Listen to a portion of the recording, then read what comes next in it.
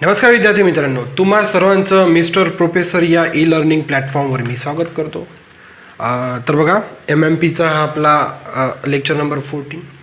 Okay, जसं की आपण लास्ट लेक्चरमध्ये मॅक्सिमा आणि मिनिमा हा एक नवीन कॉन्सेप्ट सुरू केला होता. ओके, आणि त्या कॉन्सेप्टबद्दल बरंचसं आपण इंट्रोडक्शन शिकलो. ओके, की एक्स्ट्रीमम पॉईंट्स कशाला म्हणतात.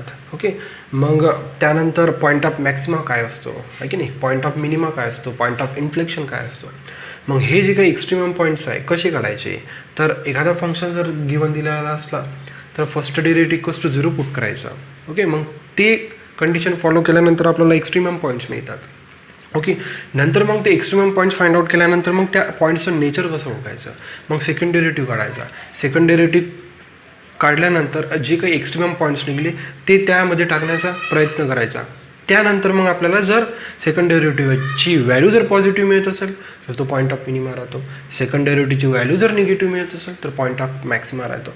जर सेकंड डेरिव्हेटिव्हची व्हॅल्यू जर 0 मिळत असेल तर तो राहतो पॉईंट ऑफ इन्फ्लेक्शन. ओके, ही सगळी हिस्ट्री होती लास्ट लेक्चरची. ओके, तर जसं की मी तुम्हाला लास्ट लेक्चरमध्ये म्हटलंच की बऱ्याचशा गोष्टी आपल्याला या मॅक्सिमा आणि मिनिमा कॉन्सेप्टबद्दल शिकायचं आहे. तर बघा, आपल्या जनरली महाराष्ट्र सेटच्या पेपरमध्ये या रिलेटेड असा पण क्वेश्चन येऊ शकतो की फाइंड दी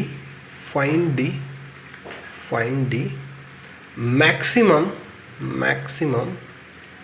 और minimum value of the function. Okay, generally येऊ शकतो. ओके, जर तुम्ही एखादा प्रिव्हियस इयरचा पेपर बघितला तर हा find the maximum or minimum value of the function यावर क्वेश्चन येऊ शकतो. ओके, तर मग असा जर क्वेश्चन आला, ओके, तर त्याला कसं आपण सॉल्व्ह करू शकतो. तर बघा, आपण 1-2 एक्झाम्पल बघूया. ओके, एक्झाम्पल सॉल्व्ह करूनच तुम्हाला आम्ही टॉपिक समजून सांगणार. तर बघा, त्यावर आपण एक फर्स्ट एक्झाम्पल बघूया. ओके, तर आपल्याला गिवन फंक्शन त्यांनी दिलं आहे एक्स व्हेरिएबलमध्ये x into e power -x. Okay, आपल्याला सोल्युशन फाइंड आउट करायचं आहे. त्यांनी विचारलं आहे आपल्याला. ओके, मे बी ते मॅक्सिमम म्हणू शकतात, मे बी ते मिनिमम म्हणू शकतात. Okay, depends. ओके, त्यांना काय विचारायचं त्यावर डिपेंड आहे. आपण मॅक्सिमम ऑर मिनिमम म्हटलं, आपल्याला दोन्ही बघायचं आहे. तर बघा,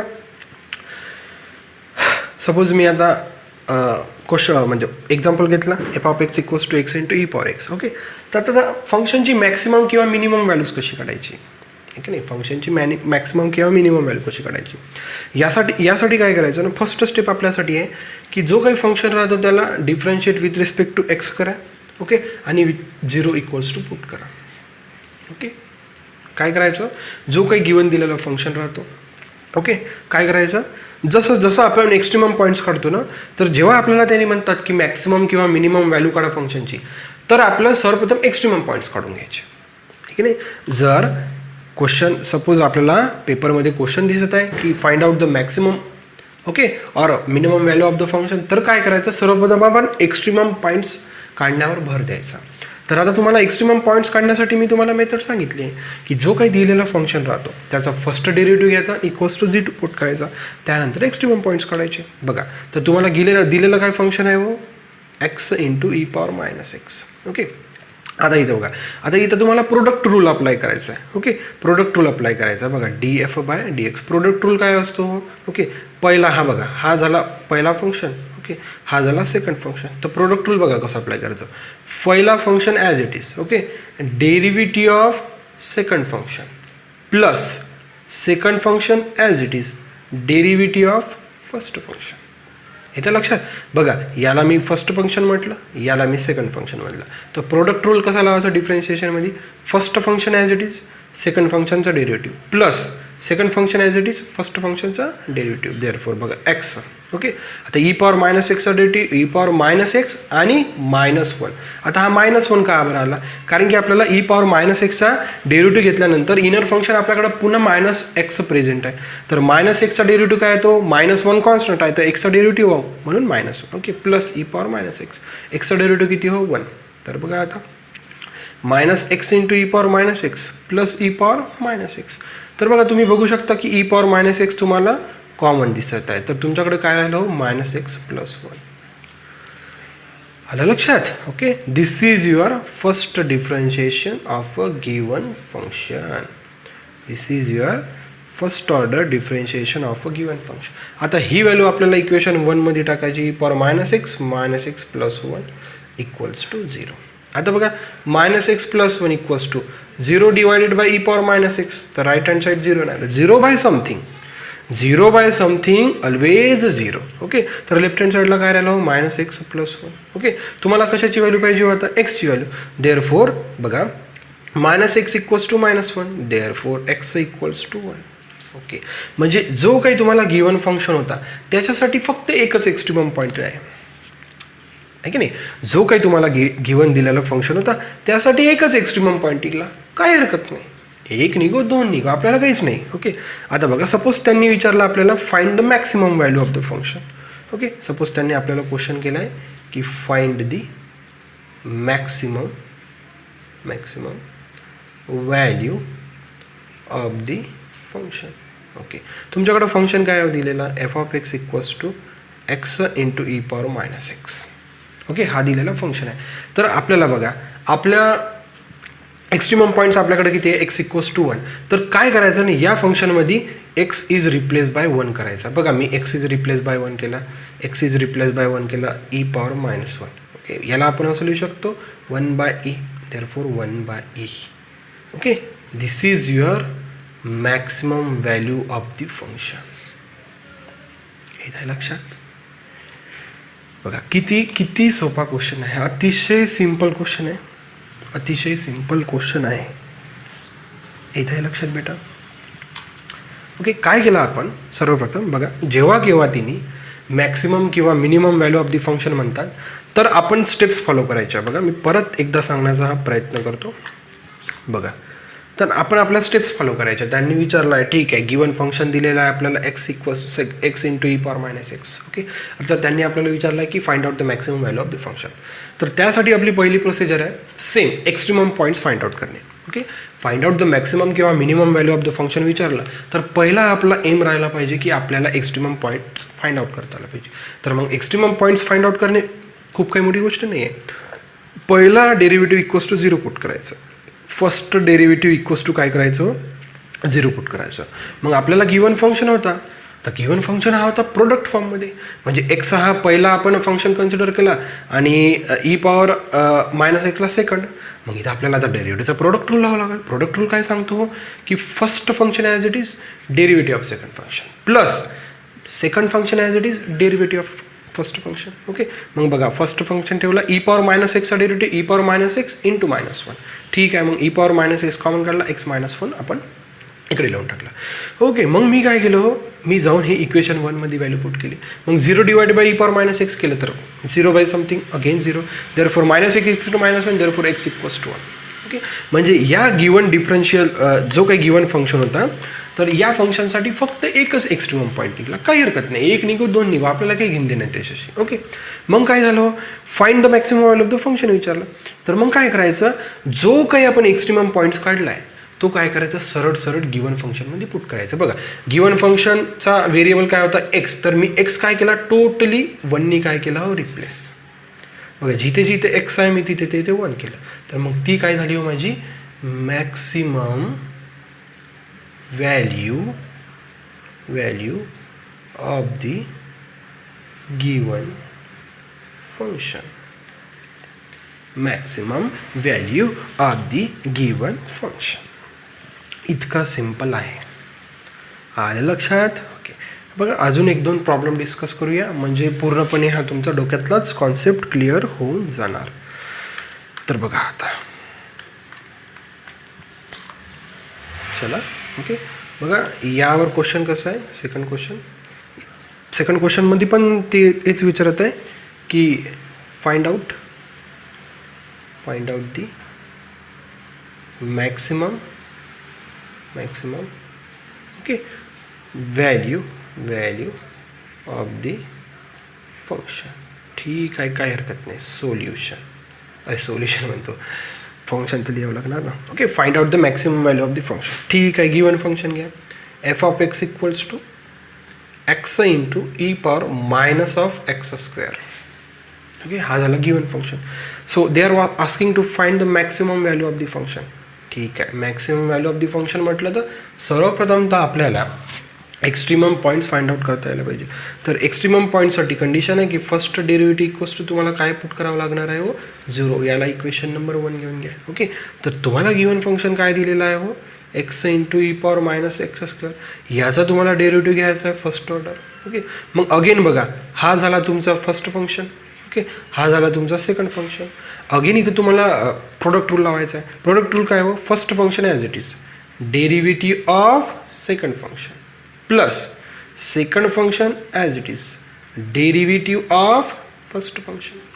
तर बघा, first function as it is derivative of E power minus x square, e power minus x square into minus 2x. Okay, आता बघा हे सिम्पल डेरिव्हेटिव्ह आहे, मी इथं जास्त एक्सप्लेन नाही करणार. Okay, E power minus x square पुन्हा एक्सचा डेरिव्हेटिव्ह 1, काही हरकत नाही. -2 बघा, -2 इंटू एक्स स्क्वेअर, हा x x square, e power minus x square plus e power minus x square. Again e power minus x square what common, then what remains -2x square plus 1. Okay, this is your first order derivative of your given function. आगे चीज जाण में. आता बघा, आता काय करायचं आपल्याला, आता आपल्याला df/dx मिळालं. तर इक्वेशन 1मध्ये पुट करा, e power minus x square, okay, -2x square, okay, plus 1 equals to किती हो, 0. इक्वल्स टू किती हो, 0. आता बघा, आपल्याला ब्रॅकेटमध्ये -2x स्क्वेअर प्लस 1 आहे. ओके, आणि मल्टिप्लिकेशनमध्ये ते आहे. तर बघा, -2x square plus 1, okay, 0 divided by e power minus x square. Okay, हा काय येणार हो, राईट हँड साईडला 0 येईल. चला, तर इकडे करायला आपल्याला -2x स्क्वेअर प्लस 1. तर बघा, -2x square plus 1 equals to 0. आता काय करायचं हो, आपल्याला एक्सची व्हॅल्यू काढायची आहे. -2x square equals to -1. Okay, minus minus get cancel, what remains 2x square equals to 1. काही हरकत नाही, काही हरकत नाही. आता बघा, okay, therefore x square equals to 1/2. Therefore x equals to plus minus 1/√2. बघा, हे आता इथं कॅल्क्युलेशन समजलं पाहिजे. एक्स स्क्वेअर इक्वल्स टू किती आहे, 2 आहे. आपण काय केलं, taking square root on both side. Therefore x equals to काय येणार, plus minus square root of 1/2. आता स्क्वेअर रूट ऑफ 1/2ला स्क्वेअर रूट ऑफ 1 आणि स्क्वेअर रूट ऑफ 2 लिहू शकतो, पण plus minus square root of 1ला 1 पण लिहू शकतो, divided by square root of 2. Simple गोष्ट आहे. हां, अरे बापरे, इथे तर 2 एक्स्ट्रीमम पॉईंट्स आले हो. X equals to plus 1/√2 and x equals to -1/√2. बापरे, आणि त्यांनी काय विचारलं आपल्याला, maximum value of the function. सर्वप्रथम तर फंक्शन लिहून घ्यायचं. काय आहे हो, x e power minus x square. Okay, एक काम करा, आपण काय करू बघा, ही पण व्हॅल्यू पुट करू, ही पण व्हॅल्यू पुट करू. तर बघूया की कोणत्या व्हॅल्यूला फंक्शनची मॅक्सिमम व्हॅल्यू येत आहे. तर तो आपला मॅक्सिमम व्हॅल्यू राहणार. तर बघा, आता बघा, सर्वप्रथम आपण प्लस 1/√2 घेऊ. बघा, एक्सला 1/√2 ने रिप्लेस करू. Therefore x is replace by 1/√2. E power minus x is replace by 1/√2 त्याचा whole square. Therefore 1/√2 e power minus 1/2. Okay, therefore 1/√2. बघा, याला असं लिहू शकतो 1/e power 1/2. Laws of indices, a inverse जर राहिला तर त्याला 1/a लिहिता येते. Laws of indices 8th class. Okay, तर बघा आता 1/√2 इंटू 1/√e. रूट म्हणजे 1/2. ओके, आता 1/2 आपण काय केलं, रूटने रिप्लेस केला. Therefore 1/√2 into e, laws of indices, root of a root of b can be written as root of a into b. काहीच नाही, फक्त मी लॉज ऑफ इंडायसेस यूज करत आहे. ओके, म्हणजे फंक्शनची व्हॅल्यू किती आली हो, at f equals to 1/√2 value of the x 1/√2 into e. This is the value of the function. ठीक आहे, परंतु आपल्याला आता हा पण पॉईंट मिळाला आहे. ओके, मग आपल्याला याची पण थोडीशी काळजी आहे की चला हा पॉईंट कोणता व्हॅल्यू देणार. तर बघा, आपण काय करू, एक्सला रिप्लेस करू -1/√2 ने. ठीक आहे, x is replace by -1/√2. E power minus x is replace by -1/√2 whole square. Therefore -1/√2 e power -1/2. Therefore -1/√2 root 2. This can be written as e power 1 by 2. This implies minus 1 by root 2 as it is. Okay, 1 by root of e. Laws of indices minus 1 by root of 2 into e. Oh, this implies f of minus 1 by root 2 is equals to minus 1 by root of 2 into e. Baapre. Okay, this is your first value. Okay, and this is your second value. आता तुम्ही सांगा मला या दोन व्हॅल्यूमध्ये कोणती value मोठी वाटते? होई का बरं? कारण की ही पॉझिटिव्ह आहे, ही कशी आहे व निगेटिव्ह. ओके, म्हणजे x equals to 1 by root 2 वर फंक्शनची कोणती व्हॅल्यू मिळाली तुम्हाला? मॅक्झिमम. आणि x equals to minus 1 by root 2 वर फंक्शनची कोणती व्हॅल्यू मिळाली तुम्हाला? मिनिमम. ओके, परंतु त्यांनी आपल्याला या क्वेश्चनमध्ये काय विचारलं होतं? Maximum value. तर ही व्हॅल्यू बरोबर आहे. जर त्यांनी याच क्वेश्चनला मोल्ड केला, त्यांनी म्हटलं की find out the minimum value, तर ही राहणार. येत आहे लक्षात? येत आहे लक्षात? सहसा बघा ना, हा x equals to plus 1 by root 2 positive होता. ओके, हा कसा होता? हा निगेटिव्ह होता. तर हा पॉझिटिव्ह होता म्हणून व्हॅल्यू कशी येणार हो? जास्त येणार ना. व्हॅल्यू कशी येणार? जास्त. हा निगेटिव्ह असल्यामुळे व्हॅल्यू कशी आली? कमी आली. काही विचारू शकते ते, एक तर मॅक्सिमम व्हॅल्यू म्हणू शकतो किंवा मिनिमम व्हॅल्यू, आहे की नाही? तर तुम्हाला काय करायचं आहे ना, काय करायचं आहे तुम्हाला? सर्वप्रथम एक्स्ट्रीमम पॉईंट्स फाइंड आउट करायचे. सर्वप्रथम तुम्हाला काय करायचे? एक्स्ट्रीमम पॉईंट्स फाइंड आउट करायचे. त्यानंतरच तुम्ही easily maximum value of the function find out करू शकता. इथंही लक्षात बाबा, म्हणजे असं भरपूर काही कठीण काहीच नाही आहे याच्यात. भरपूर काही कठीण काहीच नाही आहे बाबा. नो, इथंही लक्षात बाबा. तर बघा, अजून एखादा प्रॉब्लेम घेऊ असं मला वाटत आहे. माझी इच्छा आहे की एखादा प्रॉब्लेम झाला पाहिजे. ओके, म्हणजे पॉईंट क्लिअर होऊन जातो. ओके, आता लास्ट प्रॉब्लेम घेऊ आपण मॅक्सिमम आणि मिनिमम व्हॅल्यू ऑफ द फंक्शनवर. तर नक्कीच तुमचा पॉईंट क्लिअर होऊन जाणार. बघा, एक्झाम्पल नंबर 3. ओके, बघा, f of x equals to function आहे आपल्याकडे x cube minus 3x plus 3. बघा, हा फंक्शन आपण ऑलरेडी डिस्कस केला आहे, परंतु हाच फंक्शन आपण आता मॅक्सिमम किंवा मिनिमम व्हॅल्यूसाठी डिस्कस करूया. ओके, क्वेश्चन मे बी राहू शकतो find out the maximum or minimum value of the function. येतात मला बेटा लक्षात? त्यांनी जर मॅक्झिमम विचारलं तर मॅक्झिमम व्हॅल्यू द्यायची, मिनिमम विचारलं तर मिनिमम. It depends. ओके, मी तुम्हाला दोन्ही शिकवत आहे, सायमल्टेनियसली दोन्ही शिकवत आहे, मॅक्सिमम आणि मिनिमम. ठीक आहे. बघा, क्वेश्चन काय विचारला? फाइंड आउट द मॅक्सिमम आणि minimum value. Our first aim is to find the extremum values and for to find the extremum values first order derivative should be equals to 0. Make it equation number first. What is the given function? X cube minus 3x plus 3. Then make the derivative first order with respect to x. 3x square minus 3 into 1. Therefore 3x square minus 3. Okay, 3x square minus 3 equals to 0. 3 पुन्हा common, तर x square minus 1 equals to 0. Therefore x square minus 1 equals to 0 by 3, 0. Therefore x square equals to 1. Therefore x equals to plus minus 1. That is x equals to 1 and x equals to minus 1. आलं लक्षात? आता बघा, ही positive value आहे, ही negative value आहे, ही positive value आहे, ही negative value आहे. ओके, तर पॉझिटिव्ह व्हॅल्यूला मे बी मॅक्सिमम फंक्शन राहू शकते, maximum value of the function राहू शकते. याला निगेटिव्ह आहे तर हे मिनिमम राहू शकते, minimum value of the function. काही हरकत नाही, आपण दोन्ही चेक करायचं. बघा, एफ ऑफ सर्वप्रथम आपण 1 चेक करूया. ओके, आपण एक्स इक्वल्स टू 1 वर चेक करूया, जी की पॉझिटिव्ह व्हॅल्यू आहे. ओके, एफ ऑफ 1 घेतला मी इक्वल्स टू. ओके, फंक्शन काय हो आता? बघा, एक्सच्या ठिकाणी काय? बघा, सर्वप्रथम इथं फंक्शन लिहून घेतो मी. F of x equals to x cube minus 3x plus 3. Okay, आता बघा, इथे एक्सच्या ठिकाणी आपल्याला पुट करायचं आहे 1. 1चा क्यूब मायनस 3 इंटू 1 प्लस 3. 1चा क्यूब किती केला तरी काय येते? 1 येतो. ओके, मायनस 3, इथे काय? Plus 3. Minus 3 plus 3 gate cancel, what remains? Plus 1. म्हणजे एफची व्हॅल्यू 1 टाकल्यावर फंक्शनमध्ये किती व्हॅल्यू येत आहे? व 1 व्हॅल्यू येत आहे. इथपर्यंत काही प्रॉब्लेम नाही. आता एक्सची व्हॅल्यू काय करायची आहे आपल्याला? -1 टाकायची आहे. F of -1. ठीक आहे, -1 whole cube minus 3 +3 -1 whole cube किती हो -1 हे आलं पाहिजे. 1चा प्लस 1चा क्यूब +1 -1चा क्यूब -1 -3 +1 कॅन्सल, इथं राहिलं 0, इथं किती आलं -1.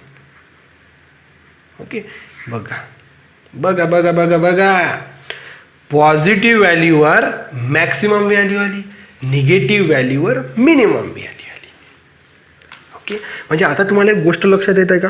सपोज जर असा एक्झाम्पल दिला, त्यांनी म्हटलं की आपल्याला find out the minimum value of the function, तर मग हा पॉझिटिव्ह चेकच नाही करायचा, कारण की आपल्याला माहित आहे पॉझिटिव्ह व्हॅल्यूला कोणता फंक्शन देत आहे मॅक्सिमम व्हॅल्यू, आणि निगेटिव्ह व्हॅल्यूला कोणता फंक्शन देत आहे मिनिमम व्हॅल्यू, आहे की नाही. कारण की जो काही पेपर सेटरमध्ये आपल्याला जो काही क्वेश्चन देणार, ओके त्याच्यात असं पॉसिबल नाही आहे ना. सपोज जर मग एकच जर एक्स्ट्रीमम पॉईंट राहिला, तर मग त्यांनी मॅक्सिमम विचारो मिनिमम विचारो तो पॉईंट घेऊन पुटअप करायचा. इथं लक्षात, सपोज गिवन फंक्शन दिलं आहे, त्या फंक्शनचा फक्त एकच एक्स्ट्रीमम पॉईंट आला. ओके त्या फंक्शनचा फक्त एकच एक्स्ट्रीमम पॉईंट आला, मग एकच एक्स्ट्रीमम पॉईंट आला, त्यांनी मॅक्सिमम विचारो मिनिमम विचारो तो पॉईंट घेऊन पुट करून टाकायचा. ओके परंतु एखादा फंक्शन दिला आहे, जसं की हा एक्झाम्पल होता. ओके याच्यामध्ये 2 पॉईंट्स आले. ओके x=+1 हा पॉझिटिव्ह पॉईंट आला, x=-1 हा निगेटिव्ह पॉईंट आला. ओके मग काय करायचं अशा वेळेस, जो पॉझिटिव्ह पॉईंट राहतो तो पॉझिटिव्ह मॅक्सिमम व्हॅल्यू देतो, आणि जो निगेटिव्ह पॉईंट राहतो तो मिनिमम व्हॅल्यू देतो. मग आता आपण चेक करायचं, त्यांनी विचारलं काय, मिनिमम व्हॅल्यू म्हटलं तर निगेटिव्ह पॉईंट घ्यायचा, मॅक्सिमम व्हॅल्यू म्हटलं तर पॉझिटिव्ह पॉईंट. झाला क्लिअर, झालं क्लिअर. बघा गोष्टी क्लिअर व्हायला पाहिजे, गोष्टी क्लिअर व्हायला पाहिजे.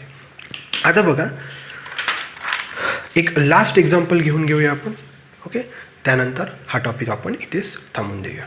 बघा मित्रांनो, मॅक्सिमा आणि मिनिमम व्हॅल्यूवर आपण एक लास्ट एक्झाम्पल बघूया.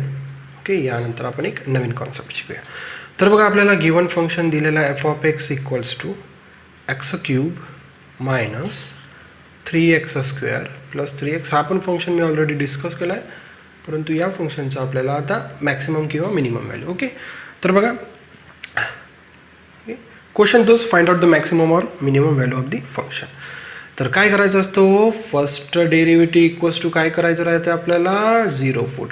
ठीक आहे बाबा, मी गिवन फंक्शन घेऊन घेतो साईडला, x³ - 3x² + 3x. बघा ज्या काही मी मेथड्स ज्या काही टेक्निक्स मी फॉलो करत आहे, मी साईडला घेतो, बरोबर त्याचा डेरिव्हेटिव्ह काढतो, नंतर तो डेरिव्हेटिव्ह जाऊन तिकडे पुट करतो.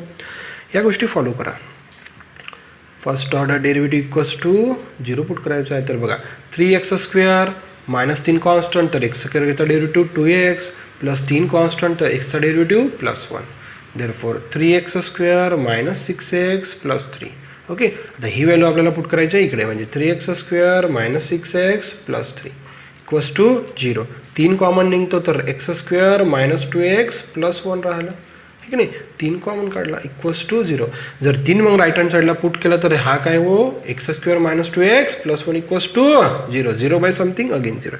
x² - 2x कसं लिहू शकतो आपण, -x + 1. क्वाड्रॅटिक इक्वेशन आहे, रूट्स फाइंड आउट करायचे आहे, भरपूर काही मोठी गोष्ट आहे नाही. या दोघांमध्ये x कॉमन निघाला, x - 1 शिल्लक राहिला, इथे पण -1 कॉमन काढला, x - 1 शिल्लक राहिला इक्वल्स टू 0. मग पुन्हा मला x - 1 कॉमन दिसतो, मग काय शिल्लक राहिलो x आणि हा -1 इक्वल्स टू 0. मग काय झालं हो, x - 1 equals to 0 and x - 1 equals to 0. Therefore x equals to 1 and x equals to 1. ठीक आहे, 2 व्हॅल्यूज निघाल्या पण दोन्ही सेमच आहे. ओके मग आता सपोज यांनी आपल्याला इथं क्वेश्चन विचारला की find the maximum value of the function, तरी एकच टाकावं लागणार आहे. फाइंड द मिनिमम जरी म्हटलं तरी एकच टाकावं लागणार आहे. बघा तुम्हाला मी या एक्झाम्पलच्या अगोदरच म्हटलं होतं की कधी कधी असं होतं की फक्त एकच पॉईंट निघतो. मग एक पॉईंट निघल्यावर त्यांनी मॅक्सिमम विचारो की मिनिमम विचारो, तो पॉईंट सरळ पुटअप करून द्यायची, व्हॅल्यूज फाइंड आउट करून टाकायची. तर बघा f(x) किती आहे आपल्याकडं, x³ - 3x² + 3x. ओके तर एक्सच्या जागी काय पुट करायचं आपल्याला, 1. बघा 1 पुट केला, बघा 1चा क्यूब -3 × 1चा स्क्वेअर × 3 × 1. ओके 1चा क्यूब किती हो 1 -3 × 1 स्क्वेअर 1 म्हणजे 3 +3 +3 -3 gate cancel, what remains 1. And this is and maximum विचारायचं मॅक्सिमम व्हॅल्यू, मिनिमम विचारलं तर minimum value. Point to be noted, and this is the end of maximum and minimum value of the function. इतका हा साधा सोपा सरळ असा हा टॉपिक होता. ओके तर बघा आता जो काही आता मॅक्सिमा मिनिमा हा कॉन्सेप्ट आहे. ओके तर यावर आपल्याला परत एक नवीन कॉन्सेप्ट शिकायचा आहे. तर बघा या कॉन्सेप्टचं नाव आहे application of linear harmonic oscillator. Application of linear harmonic oscillator अतिशय इंटरेस्टिंग. ओके, आणि एक्झामच्या दृष्टिकोनात जर विचार केला तर हा ॲप्लिकेशन अतिशय महत्त्वाचा आहे. हा ॲप्लिकेशन अतिशय महत्त्वाचा आहे. बघा आता बघा मी लिनियर हार्मोनिक ऑसिलेटरची डायग्राम काढतो. ओके, सपोज हा झाला स्प्रिंग. ओके, हा झाला लिनियर हार्मोनिक ऑसिलेटर. ओके, कुठेतरी हा पायवोटेड आहे, कुठेतरी काय आहे पायवोटेड आहे. ओके, ही झाली स्प्रिंग. ओके, आणि हा झाला मास एम. आता बघा इथपर्यंत काही प्रॉब्लेम नाही. ओके, आता एक लक्षात घ्या, आता हा जो काही स्प्रिंग आहे. ओके, आणि हा झाला काही त्याचा मास झाला. ओके, सपोज या मासला काय केलं या डायरेक्शननी काय केलं मी, सपोज एक काम करू विरुद्ध घेऊ. ओके, या मासला सपोज मी या डायरेक्शननी एफ एवढा फोर्स लावला. फोर्स लावला. ओके, मग काय होणार बेटा, हा इकडल्या साईडनं डिस्प्लेस होणार. ओके, इकडल्या साईडनं डिस्प्लेस होणार. ओके, म्हणजे जेव्हा तुम्ही फोर्स लावला. ओके, मग फोर्स जेव्हा रिलीज करणार तर तो कुठे डिस्प्लेस होणार नो, इकडे. ओके, सपोज त्यांनी किती डिस्प्लेसमेंट केलं आपण असं कन्सिडर करू. बघा एक डायग्राम काढून घेऊया आपण. ओके, सपोज तो एवढा डिस्प्लेसमेंट केला. ओके, म्हणजे इनिशियली तो इथं होता, नंतर इथं, म्हणजे एवढं डिस्प्लेसमेंट केलं या डायरेक्शननी. फोर्स लावला तर तुम्ही या डायरेक्शननी. बघा force is directly proportional to the displacement आहे की नाही. कारण की तुम्ही जेवढ्या जास्त आतमध्ये इकडे फोर्स लावणार, जेवढा जास्त तुम्ही आतमध्ये इकडे लेफ्ट हँड साईडला फोर्स लावणार, तेवढा जास्त तो राईट हँड साईडला काय होणार व डिस्प्लेस. ओके, समजलं बेटा. तुम्ही लेफ्ट हँड साईडला एफ एवढा फोर्स लावत आहे. ओके, राईट हँड साईडला तोच काय होणार व डिस्प्लेस. त्याचं डिस्प्लेसमेंट किती राहणार, एक्स. म्हणजे यावरून आपल्याला असं लक्षात येतं की force is directly proportional to x. म्हणजे जेवढा जास्त फोर्स तेवढा जास्त डिस्प्लेसमेंट, जेवढं कमी फोर्स तेवढं कमी डिस्प्लेसमेंट. परंतु एक गोष्ट तुमच्या लक्षात येत आहे का, कोणती हो, की sir force me left hand साईडला लावून राहिलो, परंतु तो डिस्प्लेस राईट हँड साईडला होत आहे. किंवा राईट हँड साईडला जर त्याला ओढला आपण तर लेफ्ट हँड साईडला जाऊ शकतो. म्हणजे कसा हो, सपोज तीच डायग्राम. ओके, सपोज मी त्याला या डायरेक्शननी फोर्स लावला. ओके, तर तो कोणत्या डायरेक्शननी डिस्प्लेस होणार आहे, या डायरेक्शननी. कारण की ते स्प्रिंग दबल्या झाल्यानंतर ते रिलीज होणार. तर या डायरेक्शननी काय करणार, ते डिस्प्लेसमेंट. जर मी या डायरेक्शननी फोर्स लावला तर ओके काय होतं बेटा, मी या डायरेक्शननी फोर्स लावला तर ते डिस्प्लेसमेंट या डायरेक्शननी करणार. म्हणजे फोर्स आणि त्याचं डिस्प्लेसमेंट अपोजिट डायरेक्शनने आहे. म्हणून मी इथं निगेटिव्ह साईन देतो. That negative sine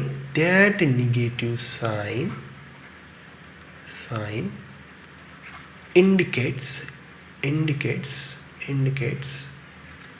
the opposite direction of displacement, the opposite direction of displacement with respect to the force. है कि नहीं, with respect to the force. येत आहे बाबा लक्षात, येत आहे की नाही लक्षात. अरे लक्षात यायलाच पाहिजे. ओके, मी फोर्स लेफ्ट हँड साईडला लावून राहिलो तर तो राईट हँड साईडला मूव्ह होऊन राहिला. जर मी फोर्स राईट हँड साईडला लावून राहिलो तर तो कुठे डिस्प्लेस होत आहे हो. सॉरी, मी इथे पण मी फोर्स लेफ्ट हँड साईडलाच घेतला वाटते. नाही, 2 मिनिटात. ओके, सपोज मी फोर्स या डायरेक्शनने लावून राहिलो तर तो डिस्प्लेसमेंट या डायरेक्शनने करणार, ठीक आहे. कारण की हे आणि हे एकच झाले होते ना. सॉरी मी जर फोर्स राईट हँड साईडला लावून राहिलो तर तो डिस्प्लेस किती होणार आहे, लेफ्ट हँड साईडला. म्हणजे तुमच्या एक गोष्ट क्लिअर झाली की फोर्स आणि डिस्प्लेसमेंटची डायरेक्शन कशी आहे हो, अपोजिट. फोर्स आणि डिस्प्लेसमेंटची डायरेक्शन कशी आहे हो, अपोजिट. म्हणून मी काय केलं, इथं निगेटिव्ह साईन दिलं. ओके, आणि ते निगेटिव्ह साईन काय इंडिकेट करत आहे, opposite direction of displacement with respect to the force. आहे की नाही, कारण की तिथं फोर्स आणि डिस्प्लेसमेंट दोघांचे कॉम्बिनेशन चालतं ना. म्हणून आपण असं म्हटलं की that negative sign indicates the opposite direction of that displacement with respect to that force. Okay, तर यालाच म्हणायचं बेटा, यालाच काय म्हणायचं बेटा, हार्मोनिक ऑसिलेटर. लिनियर, आता लिनियर शब्द काय बरं आला, ठीक आहे नाही, लिनियर शब्द काय आहे, कारण की याचं मोशन कसं आहे रे, लिनियर आहे. एकतर तो असा होता आहे किंवा असा, म्हणजे लिनियर मोशन आहे. तो सर्क्युलर नाही फिरत आहे. ओके, तो ट्रू फ्लो मोशन परफॉर्म नाही करत आहे, तो लिनियर मोशन म्हणजे स्ट्रेट लाईन मोशन.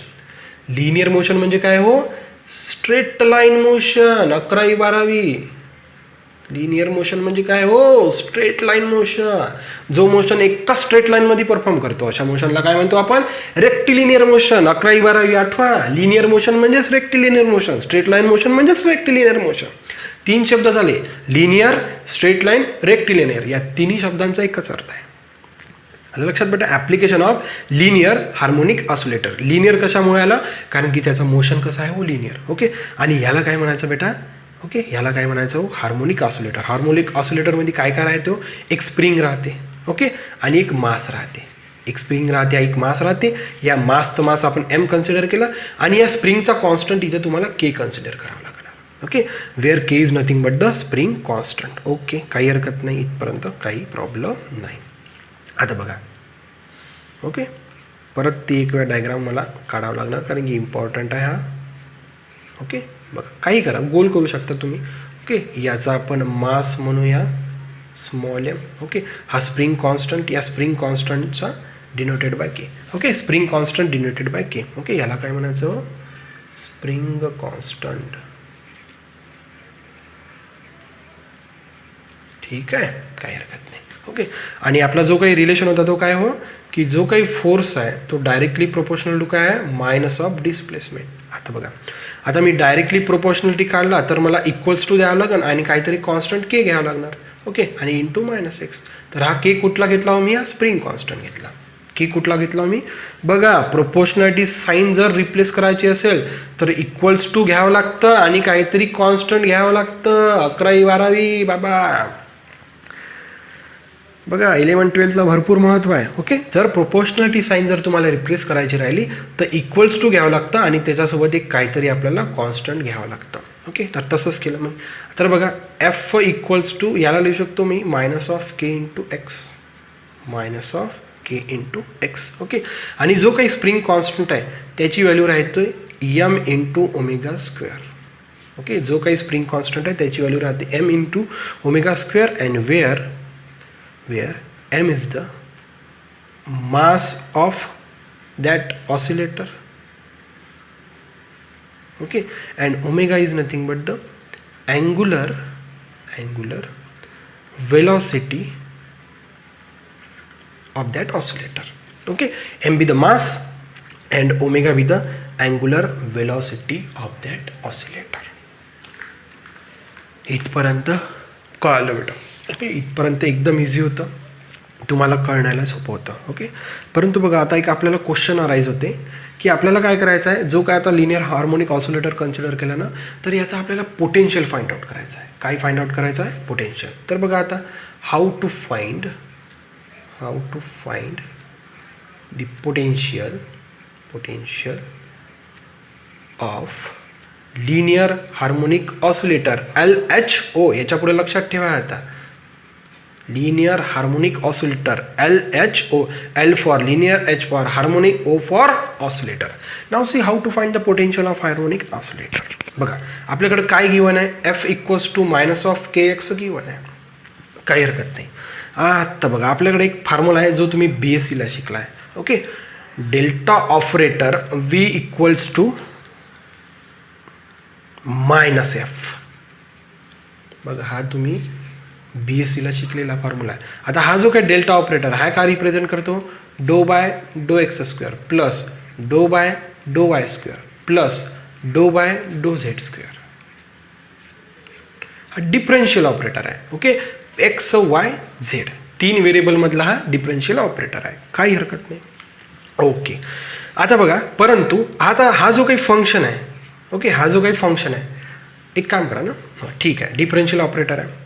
नाव बघा, नाव टेकिंग इंटिग्रेशन, ठीक आहे, integration on both side. Okay, integration आणि डेरिव्हेटिव्ह दुश्मन इक्वल्स टू 1 येते. इंटिग्रेशन आणि डेरिव्हेटिव्ह जर एकत्र आले तर काय बेटा, ते कॅन्सल होणार आणि 1 येणार. तर मी लेफ्ट हँड साईडला इंटिग्रेशन घेतला, हा derivative, okay, into v equals to minus अलग ठेवला, into f into d x घेतला. ओके, आता तुम्ही म्हणसान sir with respect to d एक्सच काऊन घेतलं, विथ रिस्पेक्ट टू वाय किंवा झेड काऊन नाही घेता? कारण की फंक्शन कोणत्या व्हेरिएबलचा आहे बेटा, एक्स व्हेरिएबलचा. येतं लक्षात बघा, मी बारीक सारीक सगळ्याच गोष्टी सांगत आहे. फंक्शन कोणत्या व्हेरिएबलचा, इथं एक्स व्हेरिएबलचा, म्हणून मी with respect to d x घेत आहे. फंक्शन झेडचा असतं तर with respect to z, function टीचं असतं with respect to t. Okay, आता हा इंटिग्रेशन आणि derivative cancel, what remains, potential v. Okay, where v is nothing but potential equals to minus integral f into d x. ठीक ना, आपल्याला potential find out करायचा ना. ओके, तर हा पोटेन्शियल एनर्जीचा फॉर्म्युला झाला होता जो आपण क्लासिकल मेकॅनिक्समध्ये BScला शिकलेला आहे. Okay, where v is nothing but potential. बघा, where v is nothing but potential. येतं लक्षात? ठीक आहे, potential energy, you can say anything. ठीक आहे, बघा, देअरफॉर व्ही इक्वल्स टू, आलं लक्षात? हा डी एक्स का घेतला? कारण की जो काही एफ फंक्शन आहे तो एक्स व्हेरिएबलचा आहे आणि एक्स व्हेरिएबलचा असल्यामुळे मला विथ रिस्पेक्ट टू एक्सच इंटिग्रल करावं लागणार ना. जर वाय व्हेरिएबल असता एफ फंक्शन तर with respect to y integral केलं असतं. ठीक आहे, काही हरकत नाही. बघा, मायनस ऑफ इंटिग्रल एफची व्हॅल्यू किती आहे तुमच्याकडं, minus of k into x into d x. Therefore v equals to, बघा आता मायनस ऑलरेडी आहे, मायनस के मी बाहेर काढला, integral x into d x. ठीक आहे बाबा, काही हरकत नाही. Minus minus get cancel, what remains, only k. Integral of x, x square by 2. Therefore v equals to half of k x square. This is the your potential energy equation to gives potential energy for linear harmonic oscillator, that is V of x equals to half kx square.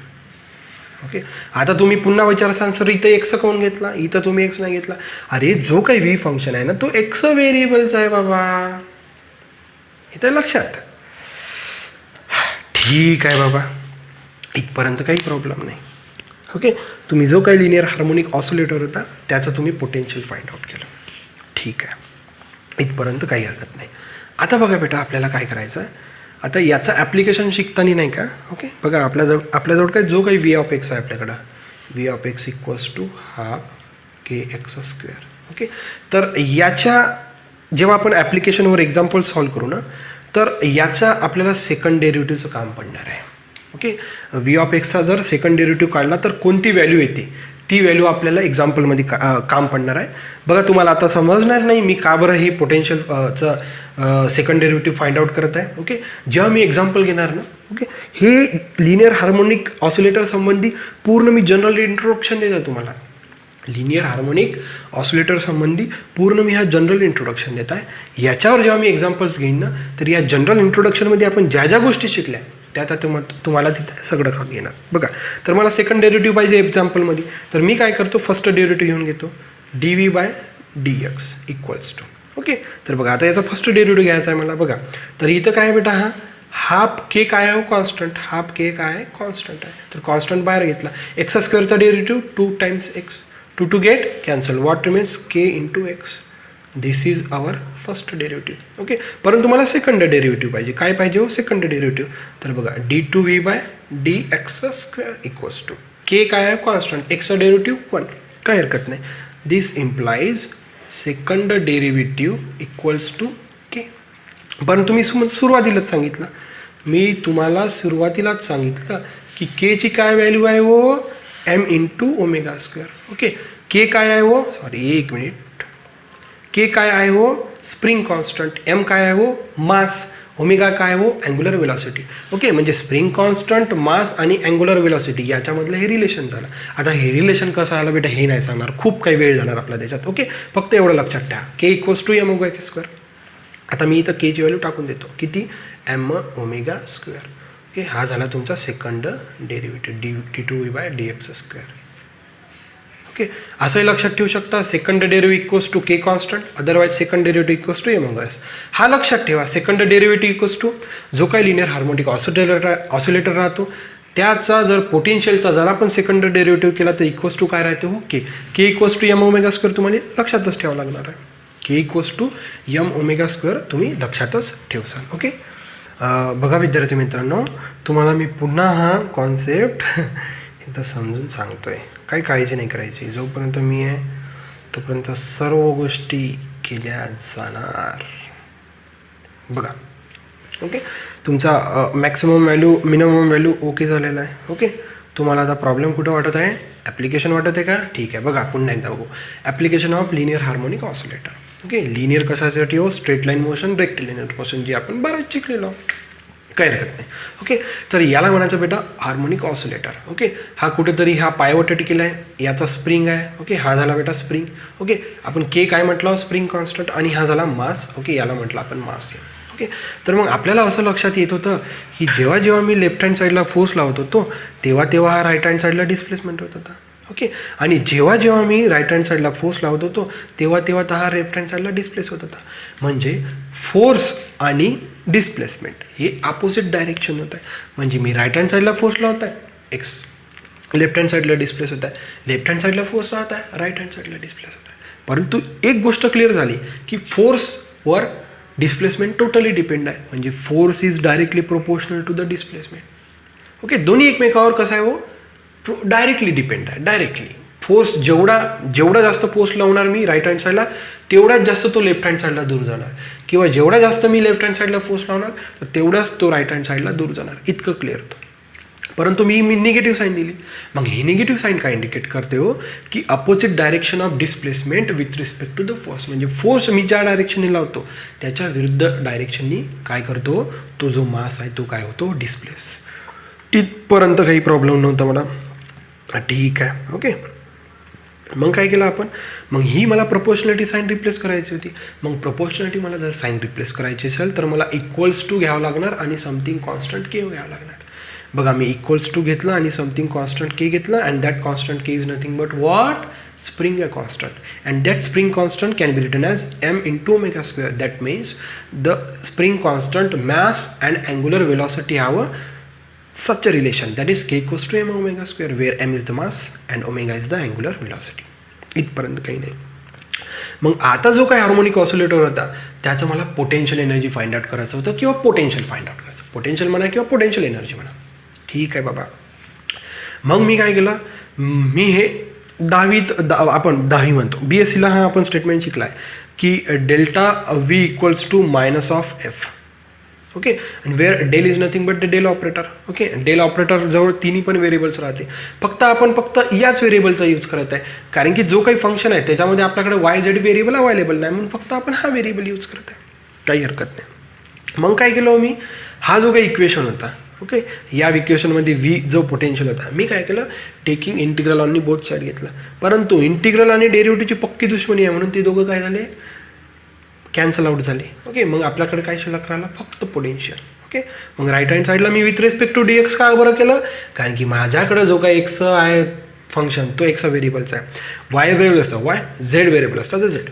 Function पाहून इंटिग्रेशनचं DX DY DZ ठरवायचं. काही हरकत नाही. मग मी संपली हे बघा, minus, मग इथं F of x function minus K into x me value टाकली, मायनस केला मी बाहेर घेऊन गेलो, हा minus minus get cancel out झाला, इथं प्लस राहिला. मी काय केलं? मग एक्सचं इंटिग्रल केलं. एक्सचं इंटिग्रल काय होतं? X square by 2. ओके, मग मला काय भेटलं? V equals to half k x square ही व्हॅल्यू भेटली. ओके, इथपर्यंत पण काही प्रॉब्लेम नाही, इथपर्यंत पण सगळ्याला कळालं होतं. परंतु आता जे काही लिनियर हार्मोनिक ऑसिलेटर जो काही ॲप्लिकेशन आहे याच्यावर आपल्याला काही एक्झाम्पल्स डिस्कस करायचे आहे, जे आपण एक्झाम्पल्स पुढल्या लेक्चरमध्ये डिस्कस करू. मग ते एक्झाम्पल डिस्कस करत असताना मला हा जो काही पोटेन्शियल होता ना, तर मला याचा सेकंड डेरिव्हेटिव्ह हवा होता. याचा काय हवा होता? मला सेकंड डेरिव्हेटिव्ह. म्हणून मी काय केलं? पहिलेच मी पूर्वतयारी करून ठेवत आहे. ओके, मग बेटा हा फंक्शन घेतला, त्याला फर्स्ट टाईम डेरिव्हेटिव्ह केला, सेकंड टाईम डेरिव्हेटिव्ह केला. जेव्हा मी सेकंड टाईम डेरिव्हेटिव्ह केला तर मला राईट हँड साईडला काय मिळालं? के. ओके, म्हणजे पोटेन्शियल एनर्जीचा जर 2 टाईम डेरिव्हेटिव्ह केला तर राईट हँड साईडला काय मिळते आपल्याला? के. आणि के इक्वल्स टू आपण एम ओमेगा स्क्वेअर लिहू शकतो. ओके, म्हणून काय केलं मी? Second derivative equals to k म्हणा किंवा m omega square. Second derivative equals to केच म्हणा ना, एम ओमेगा स्क्वेअर मला माहीतच आहे, k equals to m omega square याला तुम्हाला पाठच झाला आहे. तर सेकंड डेरिव्हेटिव्ह इक्वल्स टू काय हो के. ओके बघा इथपर्यंत आज होऊन जाईल. मला वाटलं की हा कॉन्सेप्ट 2 लेक्चरमध्ये होऊन जाणार, परंतु आपल्याला पुढचा एक लेक्चर लागणार ज्यामध्ये आपण जो काय आपण आपला ॲप्लिकेशन डिस्कस केला लिनियर हार्मोनिक ऑसिलेटर यावर आपण एक्झाम्पल्स बघण्याचा प्रयत्न करू. आणि एक्झाम्पल्स एवढे इम्पॉर्टंट आहे. ओके जर आपण जर विचार केला सर्व दृष्टिकोन सेट नेट गेट सगळ्यांसाठी हा पॉईंट अत्यंत महत्त्वाचा आहे. ओके आपल्या सेटसाठी जे मी सगळंच घेण्याचा प्रयत्न करतो, मी जे घेणार ना ते प्रॉपरली शिकवण्याचा प्रयत्न करणार. ओके बेटा, so thank you for watching. See in the next video. Next व्हिडिओमध्ये आपण ह्याच्यावर एक्झाम्पल्स बघूया. So thank you.